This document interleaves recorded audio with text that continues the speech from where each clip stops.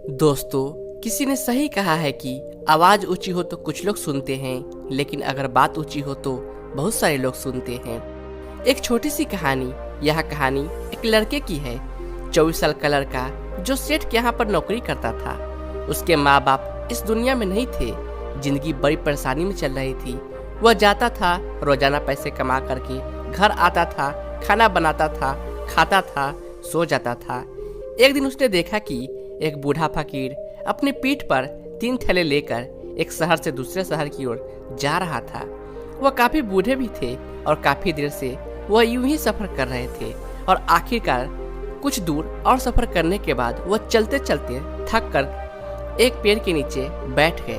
तभी उनकी नजर एक नौजवान युवक पर पड़ी जो उसी रास्ते से जा रहा था और वह भी उसी दिशा में जा रहा था जिस दिशा में बूढ़े फकीर को जाना था। तभी वो लड़का उन बूढ़े फकीर के पास से होकर गुजरा। इस पर वह फकीर उस लड़के से कहते हैं, सुनो बेटा, क्या तुम मेरी थोड़ी सी मदद कर सकती हो? यह ठेला बहुत भारी है और मैं बूढ़ा हो चुका हूँ। मैं ज्यादा समय तक इनका बोझ नहीं उठा सकता और मैं बहुत थक भी चुका हूँ। तो क्यों ना तुम मेरे एक थैले को ले लो और मुझे उस दूसरे गांव तक पहुंचा दो।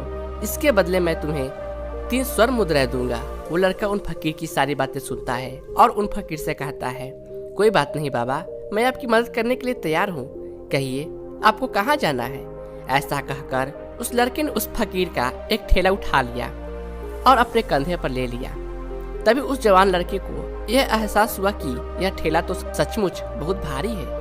वो लड़का और फकीर दोनों रास्ते में आय की ओर बढ़ चले। कुछ दूर आगे चलने के बाद देखते ही देखते वह गांव खत्म होने लगा और अब एक सुनसान रास्ता आई की ओर जा रहा था। वे दोनों अपने मार्ग में मस्त होकर आई की ओर बढ़ रहे थे। जब भीड़ से पूरी तरह से अलग हो गए तो वह लड़का उन फकीर से कहता है, बाबा, इस थैले में आखिर ऐसा क्या रखा है जो यह थैला इतनी वजन है? इस पर वह फकीर आदमी उस लड़के को जवाब देते हुए कहते हैं, कुछ नहीं बेटा, बस इसमें तांबे की कुछ सिक्के भरे हुए हैं, इसी कारण यह थैले बहुत वजन है। उन फकीर की यह बात सुनकर वो लड़का मन ही मन सोचने लगता है, यह बाबा जरूर कोई व्यापारी है, तभी तो इतने सारे तांबे के सिक्के लेकर चल रहे हैं। और फिर तभी उसके मन में एक ख्याल आया कि मुझे क्या करना है, मुझे तो खाली यह थैला दूसरे गांव तक पहुंचाना है, बस इतना ही।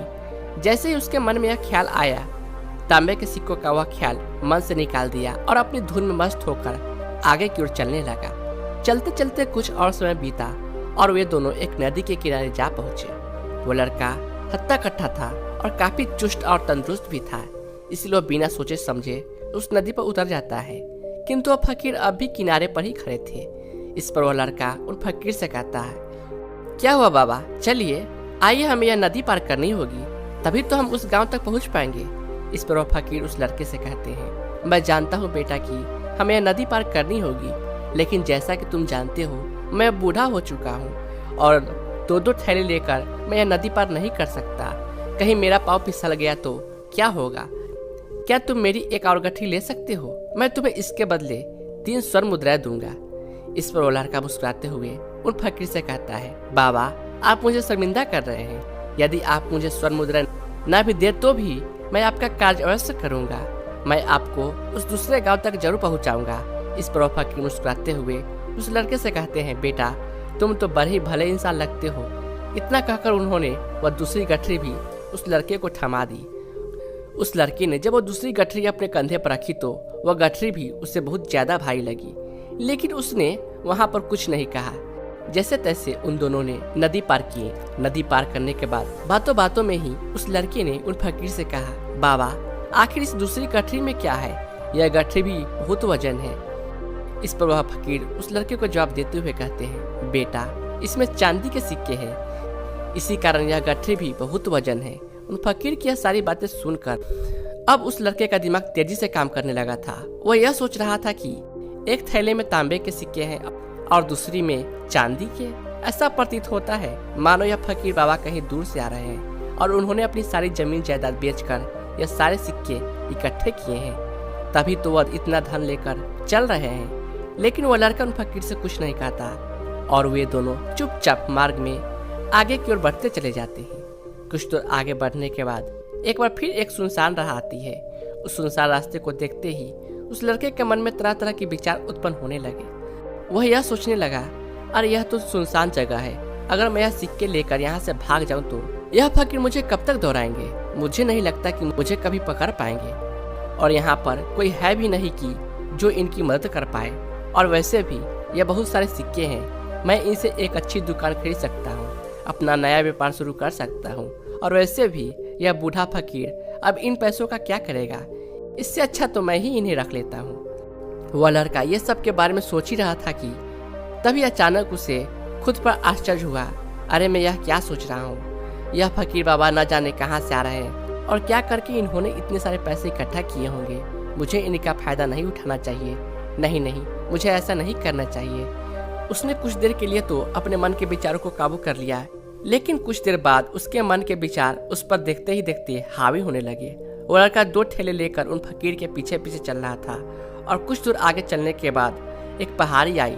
इस पर वह फकीर बाबा उस लड़के से कहते हैं, बेटा यह पहाड़ी में नहीं चढ़ पाऊंगा, मैं काफी बूढ़ा हो चुका हूँ और मेरे घुटनों में दर्द रहता है।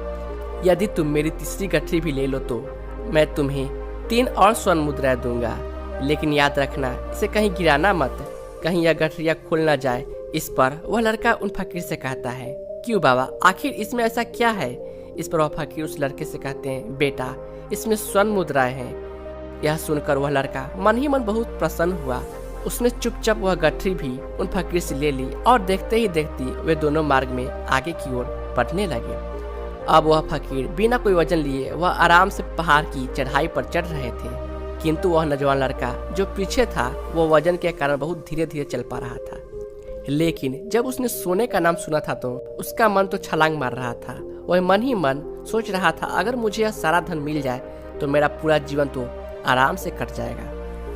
वैसे भी यह बाबा तो बूढ़े हो चुके हैं, भला इन्हें इतने पैसों की क्या जरूरत है, इनका जीवन तो वैसे भी कट चुका है। मैं एक काम करता हूँ, ये सारे पैसे लेकर यहाँ से भाग जाता हूँ। लड़के के मन में अनगिनत विचार उठ रहे थे। लड़के का मन अब उसकी बुद्धि पर पूरी तरह से हावी हो चुका था, और उस लड़के का मन अपनी बातों को सही साबित करने के लिए उससे कुछ भी कर रहा था। और तभी उस लड़के के मन में एक और विचार उत्पन्न हुआ, और अब की बार वह लड़का यह सोच रहा था, लगता है यह फकीर बाबा कोई चोर है, वरना इनके पास इतने सारे स्वर्ण मुद्रा कहाँ से आएंगे। अगर कोई व्यापारी होते तो भला यह इस तरह से पैदल यात्रा तो नहीं करते, और अगर इनके पास इतने सारे पैसे थे तो यह कोई न कोई साधन भी तो अवश्य कर सकते थे। लगता है यह कोई चोर है, और चोर से चोरी करने में भला क्या बुराई है। यह सोचता हुआ वह लड़का अब उन फकीर से तेजी से आगे की ओर बढ़ रहा था, और देखते ही देखते वह फकीर से आगे भी निकल चुका था। और वह यह सोच रहा था कि जैसे इस पहाड़ की ढलान आएगी मैं तीनों गठरियां लेकर भाग जाऊंगा, इससे यह सारे पैसे मेरे हो जाएंगे और मेरी गरीबी भी हमेशा हमेशा के लिए दूर हो जाएगी। मैं जो चाहूंगा मैं वो कर पाऊंगा, मेरे पास बहुत सारा धन होगा। और देखते ही देखते वो दोनों पहाड़ की चोटी पर पहुंच गए, और अब ढलान का रास्ता शुरू होने वाला था। तभी वो लड़का उन फकीर से नजरें बचाकर वह तीनों गठरियां लेकर भागता हुआ आगे बढ़ गया। अब उसे अपना शरीर बहुत हल्का महसूस हो रहा था, मानो उसे उन तीनों ठेलों का वजन तक मालूम न पड़ रहा हो। काफी दूर दौड़ते दौड़ते किसी तरह से वह अपने आप को बचाते बचाते अपने घर पहुंचा। उसके खुशी का ठिकाना नहीं था। उसने सोचा, क्यों न मैं जल्दी जल्दी इन गठरिया में से वह सारे पैसे निकाल लूं। यह सोचकर जब उसने गठरिया खोली तो पहली गठरी में उसे लोहे से जंग भरे हुए सिक्के मिले। यह देखकर उसे यकीन नहीं हुआ। इस पर उसने फटाफट दूसरी गठरी भी खोल डाली, उसमें भी लोहे के जंग लगे हुए सिक्के ही निकले। यह सब देखकर वो लड़का बड़ा हैरान था, आखिर यह सब क्या हो रहा है। उन फकीर ने तो मुझसे और ही कुछ कहा था। अब उसने वह सोने वाली गठरी खोली, उसमें भी लोहे के जंग लगे हुए सिक्के ही निकले। यह देखकर वह लड़का बड़ा क्रोधित हुआ। उसने सोचा, उन फकीर ने मुझसे झूठ क्यों कहा, उन्होंने मुझसे ऐसा क्यों कहा कि एक में तांबे के सिक्के हैं, एक में चांदी के और तीसरे में स्वर्ण मुद्राएं हैं। वह यह सब सोच ही रहा था कि तभी उसकी नजर उस थैले में पड़े एक पत्र पर पड़ी। उसने वह पत्र उठाया। उस पत्र पर लिखा था, यह पूरा नाटक ईमानदार व्यक्ति की खोज करने के लिए रचा गया है, और मैं इस राज्य का राजा हूँ। मेरी कोई संतान नहीं है, और इसीलिए मैंने यह षड्यंत्र रचा है, ताकि मैं अपने राज्य में किसी एक ऐसे ईमानदार व्यक्ति को खोज कर सकूं जो मेरे बाद इस राज्य का राजा बन सके और इस राज्य का भार संभाल सके।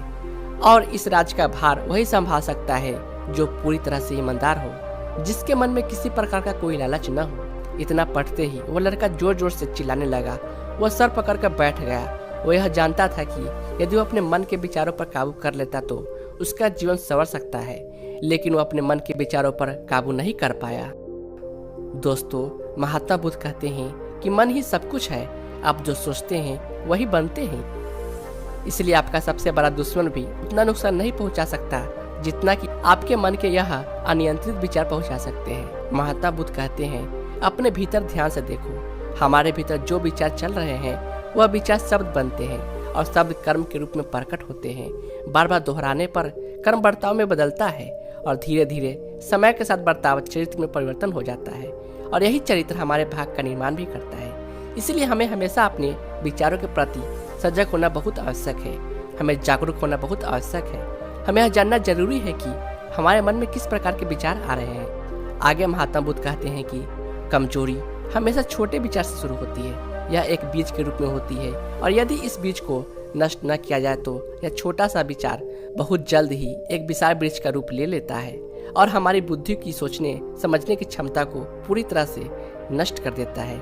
जिस प्रकार आपने इस कहानी में देखा कि किस प्रकार उस जवान लड़के का मन उस पर हावी हो चुका था और उसकी सही और गलत सोचने की क्षमता पूरी तरह से नष्ट हो चुकी थी, जिस कारण वह समझ नहीं पाया कि उसे क्या करना चाहिए और उसके लालच ने उसके भीतर इतनी ऊर्जा भर दी कि वह तीनों ठेले उठाकर इतनी तेजी से भागा। इसलिए जब आपके मन में पहली बार कोई गलत विचार उत्पन्न हो तभी उसे जड़ से उखाड़ देना चाहिए, अन्यथा वह विशाल वृक्ष का रूप ले लेगा और आपको किसी न किसी गलत राह पर वह धकेल ही देगा। आप चाहकर भी उसे रोक नहीं पाएंगे। लेकिन अब आपके मन में यह प्रश्न उठ रहा होगा कि हम भला अपने मन के विचारों को कैसे नियंत्रित करें। हमारा मन तो इतना चंचल है कि इतना शक्तिशाली है कि वह हम पर हावी हो ही जाता है। हम चाहकर भी उस पर नियंत्रण नहीं कर पाते। इसका जवाब में महात्मा बुद्ध हमें दो ही बातें समझाते हैं। पहली बात, सही इरादा विकसित करो।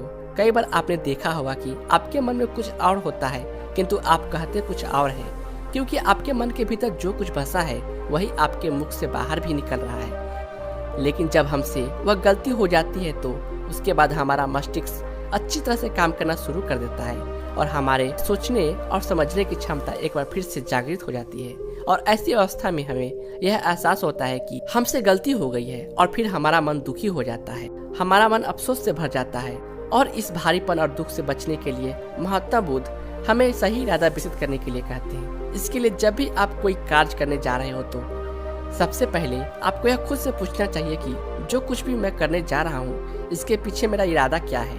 क्या मैं दूसरों को दुख पहुँचाना चाहता हूँ या दूसरों को नीचा दिखाने जा रहा हूँ, या मुझे खुद को ऊपर उठाना है। खुद से सवाल कीजिए, खुद को जागृत कीजिए। जब आप इरादों के प्रति सचेत होने लगेंगे, जब आप विचारों के प्रति सजग होने लगेंगे, तभी आपके भीतर सकारात्मक ऊर्जा का प्रभाव होगा। तभी आप सकारात्मक इरादों से जुड़ने लगेंगे। आपके मन के भीतर बसी हुई वह नकारात्मक ऊर्जा और नकारात्मक इरादे दिन ब दिन कम होने लगेंगे। परंतु याद रहे, आपको यह हर रोज करना होगा और आपको यह हमेशा ध्यान रखना होगा कि आपको केवल अच्छा सोचना है और आपके इरादे हमेशा अच्छे होने चाहिए। तभी आप दुख और तकलीफों से बच सकते हैं, अन्यथा आप इसी तरह से दुख और तकलीफों से घिरे ही रहेंगे और आप कभी इससे निकल नहीं पाएंगे। दूसरी बात, मन के प्रति सजगता विकसित करो, जिससे आपका मन देखते देखते शांत होगा और आपके मन के भीतर बसी हुई वह नकारात्मक ऊर्जा, नकारात्मक विचार खत्म होने लगेंगे और आप शांति की ओर आगे बढ़ेंगे। और आपको इसके लिए बस इतना ही करना है कि इस पल में जो कुछ भी हो रहा है आपकी आंखों के सामने, आपके भीतर जो कुछ भी जैसा भी चल रहा है बस उसे देखते रहना है। अपने मन के अच्छे बुरे विचार, अपनी भावना और अपनी यादों पर बिना प्रतिक्रिया दिए उन्हें केवल देखते रहना है, जिससे आपको मन के सारे विचार देखते ही देखते खत्म होने लगेंगे। आपका मन खाली होने लगेगा और आप नकारात्मक विचारों से, नकारात्मक सोच से बच सकते हैं और आप इन दुख और तकलीफों से भी दूर रह सकते हैं। इसलिए महात्मा बुद्ध कहते हैं, जो स्वयं को देखता है वही सबसे बड़ा तपस्वी है। अर्थात जो अपने मन से चल रहे उन विचारों को बिना प्रतिक्रिया दिए हुए केवल देखता है और उन पर कोई भी प्रतिक्रिया नहीं करता, बस उन्हें देखता है और समझता है, वास्तविकता में वही मन पर नियंत्रण भी कर सकता है और वही अपना जीवन सुखी और खुशहाली तौर पर जी सकता है। इसलिए यदि आप भी अपने जीवन को सुखी और खुशहाल बनाना चाहते हैं तो आपको सबसे पहले अपने मन पर नियंत्रण साधना ही होगा। अपने मन को खाली करना ही होगा। अपने मन के विचार के प्रति आपको सजग होना ही होगा। दोस्तों, उम्मीद है कि आपने आज की इस वीडियो से जरूर कुछ न कुछ सीखा होगा। तो इस वीडियो को लाइक और अपने दोस्तों के साथ शेयर जरूर कीजिएगा और हमें ऐसे ही सपोर्ट करने के लिए चैनल को सब्सक्राइब और घंटी बटन को जरूर दबा दीजिए। चलिए मिलते हैं फिर अगली वीडियो में। तब तक के लिए अपना ख्याल रखिए। धन्यवाद।